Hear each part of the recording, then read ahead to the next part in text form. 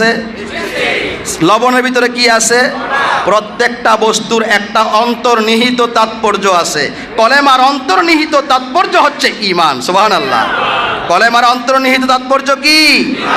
ঈমান। যদি ওই কলেমার ঈমান নামক শক্তি বাহির করতে চান, তাহলে কলেমাকে মেহেদি পাতাকে যেমন না পিষলে রং বাইর হয় না, চিনিকে যদি পানির সাথে মিশ্রণ না করা হয় তার ওই মিষ্টি বোঝা যায় না, ঠিক তদ্রূপ কলেমাকে হৃদয়ে পৌঁছাইতে না পারলেও ঈমান নামক শক্তি পাওয়া ভালো বীজ, ধানের ভালো বীজ আপনি বস্তাবন্দি করে ঘরে রেখে দিয়েছেন, কাজ হবে? কোথায় লাগাইতে হবে? জোরে বলুন কোথায়?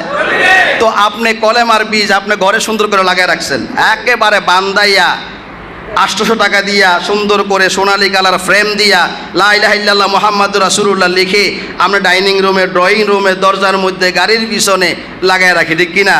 ওটা কি ওখানে থাকার জায়গা? কথা বলেন, ওখানে থাকার জায়গা? রাসূল কি এভাবে রাখতে বলেছেন? রাসূল সাহাবাদের কলবের ভিতরে দিয়েছেন। সুবহানাল্লাহ। ওরে ঈমান পাইছে আবু বকর, লকব হইছে সিদ্দিকী, ঈমান পাইছে সন্ত্রাসী ওমর, লকব হইছে ফারুকী। ঈমান বুঝে নাও, কালবে তোমার ঈমান বুঝে নাও। কোথায় বুঝবেন? জোরে বলেন কোথায়? ওরে ঈমান পাইছে উসমান গনি, লকব হইছে দুই নুরি।